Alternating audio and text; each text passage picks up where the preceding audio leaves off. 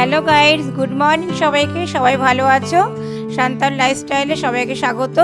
আমিও ভালো আছি, মোটামুটি আছি, খুব ভালো নেই। তোমাদের দাদাভাইকে ছাড়া কতটা ভালো থাকা যায় সবই তো বুঝতে পারছো তোমরা তো সবটাই জানো। এর আগে অনেক দিন আগে একটা ব্লগ দিয়েছিলাম, সেখানে তোমরা দেখেছো। তো প্রায় 1 বছর 4 মাস পর আবার ব্লগ নিয়ে এসেছি, 4-5 মাসের মাথায়। তো এই ভিডিওটা অনেক দিন আগে শ্যুট করা ছিল, কিন্তু আমার গলার অবস্থা এতই খারাপ, ছেলে এডিট করে রাখা সত্ত্বেও আমি ভয়েস দিতে পারিনি।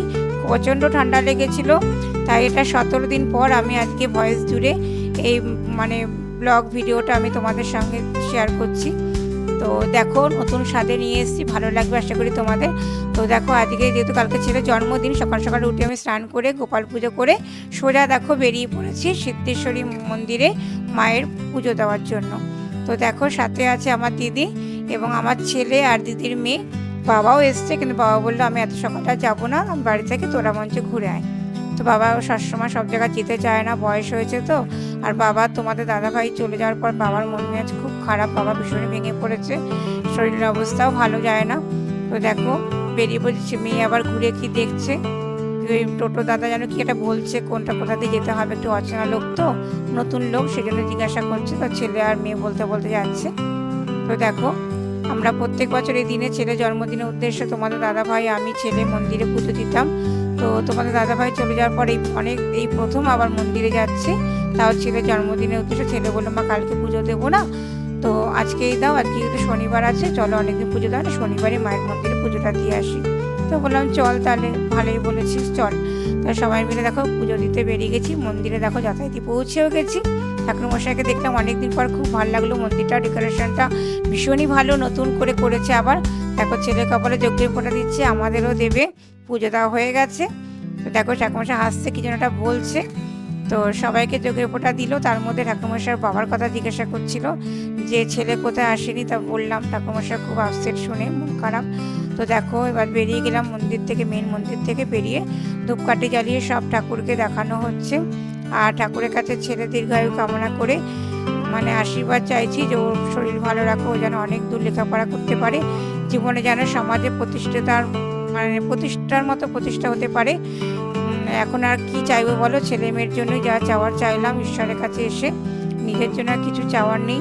আমার ছেলে মেয়েগুলো ভালো থাকলেই আমি ভালো থাকবো। তো দিদির মেয়ে আমারই মেয়ে। তো দেখো, মন্দিরে শিবলিঙ্গর কাছে চলে এসেছি। শিবলিঙ্গটা খুব সুন্দর, তোমার দাদাভাইয়ের সাথে আসলে এখানে প্রতিবার এসে প্রণাম করতাম।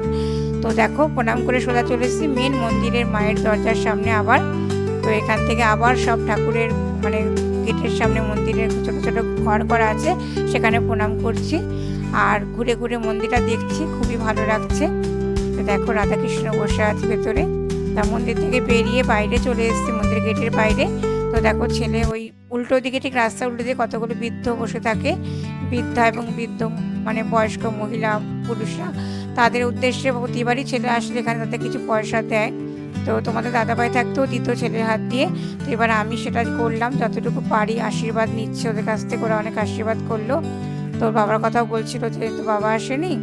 তো যাই হোক, কথা বলে বেরিয়ে এসেছি সোজা ফুলের দোকানের সামনে। ছেলের হাতে ফুলের মালা দেখতেই পাচ্ছ। তো কালকে যেহেতু ছেলের জন্মদিন, তো বাবার ফটোতে ছেলে মালা পরাবে, সে উদ্দেশ্যে মালাটা কেনা হলো। তো ওখান থেকে বেরিয়ে এসেছি সোজা কেকের দোকানে, মেয়ে ওমরের সামনে দেখো অপেক্ষা করছি। কিসের জন্য বলো তো? কেকের গাড়ি আসার জন্য। তো দোকানদার বললো 2 ঘন্টা লাগবে দাঁড়াতে, কেকের গাড়ি এখনো আসেনি। তো দাঁড়িয়ে, ছেলে বললো মা দাঁড়িয়ে নিয়েই যাই, বাড়িতে এমন কিছু কাজ নেই, গিয়ে তো রান্নাই করবে।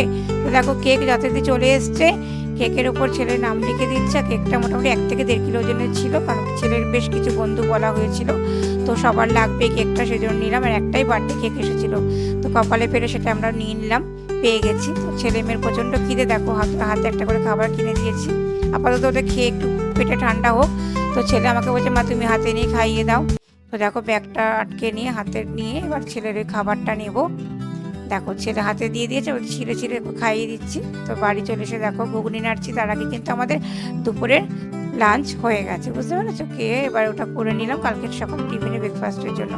তো একবার দিদি আলু ছাড়াচ্ছে, কালকে বিরিয়ানিতে দেওয়া হবে সেই জন্য। তো এটা ছিল প্রথম পার্টের অংশ, পরের অংশটা তোমাদের দ্বিতীয় পার্টে আমি দেখাবো।